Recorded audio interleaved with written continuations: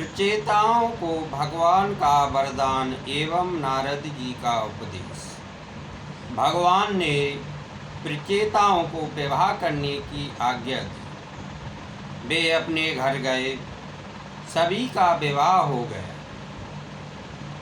और सभी के एक एक पुत्र भी हुए। सभी प्रचेता फिर नारायण सरोवर के किनारे आए। उन्होंने नारद जी से कहा, गृहस्थाश्रम के विलासी वातावरण में अपने सारे ज्ञान को, अपने लक्ष्य को हम भूल गए। गृहस्थाश्रम में विषमता रखनी पड़ती है, जिसके कारण ज्ञान विस्मृत हो जाता है। शिव जी ने और भगवान नारायण ने हमको उपदेश दिया था, वह भी हम भूल चुके हैं। आप हमें फिर से उपदेश दीजिए। सारे जगत को कोई खुश नहीं कर सकता। जगत को प्रश्न करना बड़ा कठिन है। एक बार कोई पिता पुत्र एक घोड़े को लेकर जा रहे थे। पुत्र ने पिता से कहा, तुम घोड़े पर बैठ जाओ, मैं चलता रहूँगा। पिता घोड़े पर सवार हो गए। रास्ते में कुछ लोगों ने कहा, यह पिता कितना निर्दय है, स्वयं घोड़े पर सवार है और छोटे से पुत्र को धूप में चला रहा। यह सुनकर पिता चलने लगा और उसने पुत्र को घोड़े पर बिठा दिया। आगे रास्ते में फिर कुछ लोग मिले, जिन्होंने कहा, यह पुत्र कितना निर्लज्ज है और जवान होकर भी घोड़े पर सवार और बूढ़े बाप को पैदल चला रहा है। इनकी आवाज़ सुनकर पिता पुत्र दोनों घोड़े पर सवार हो गए। रास्ते में कुछ आदमियों ने कहा, कितने निर्दय हैं ये दोनों, भैंसे जैसे हैं और छोटे से घोड़े पर सवार। इनके भार से बेचारा घोड़ा दब जाएगा। इनकी बात सुनी तो पिता पुत्र दोनों पैदल चले। रास्ते में आगे फिर कुछ लोगों ने सुनाया, कितने मूर्ख हैं ये लोग, साथ में घोड़ा है फिर भी पैदल चल रहे हैं।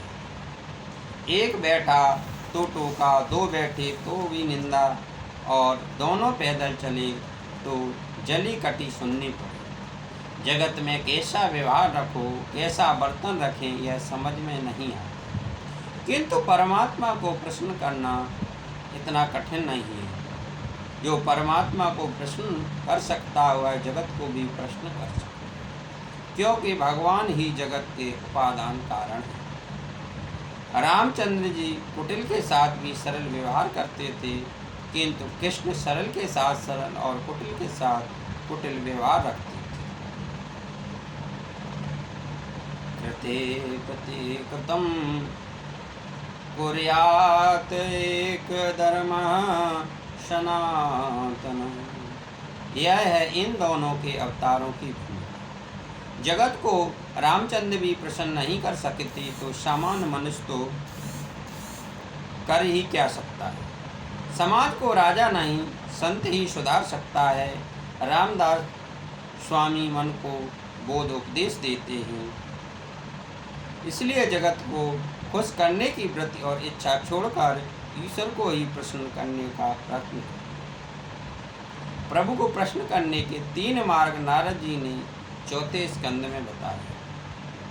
जीव बात के प्रति दया, जो कुछ भी मिले उससे संतुष्टि, सभी इंद्रियों का संयम, इन तीनों उपायों से परमात्मा शीघ्र ही प्रसन्न होते हैं। इन बातों को कार्यान्वित करने वाले पर भगवान कृपा करते हैं। सभी इंद्रियों को संयमित करो और विषयों को में उनको रमने न दो।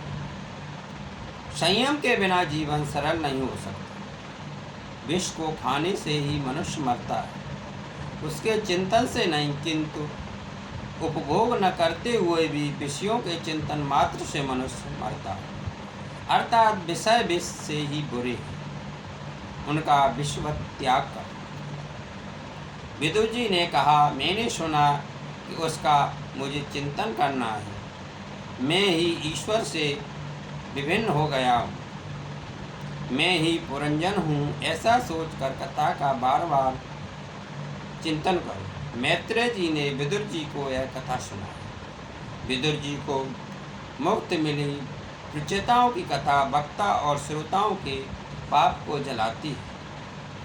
हरे राम राम राम हरे हरे, हरे कृष्ण कृष्ण कृष्ण हरे हरे। हरि ओम। शांति शांति शांति।